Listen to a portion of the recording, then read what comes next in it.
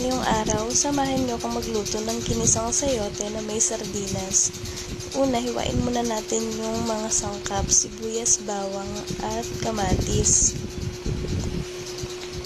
Hiwain lang natin ng pino ang bawang.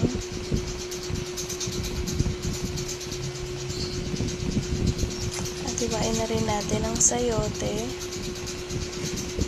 Yung binili natin kanina sa palengke.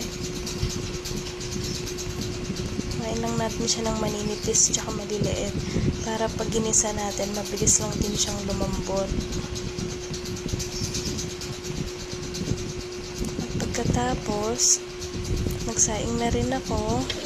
Luto na rin ang ating kanin. At mag-isa na po tayo ng ating sibuyas bawang.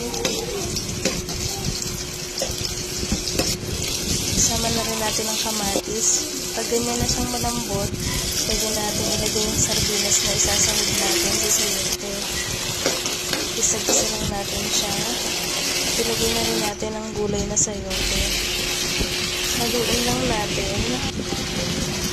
At lagyan natin ng tubig para may onting sabaw. Lagyan na rin natin ng pampalasa, paminta. Nagluto na rin pala ako ng tuyo para may kapat.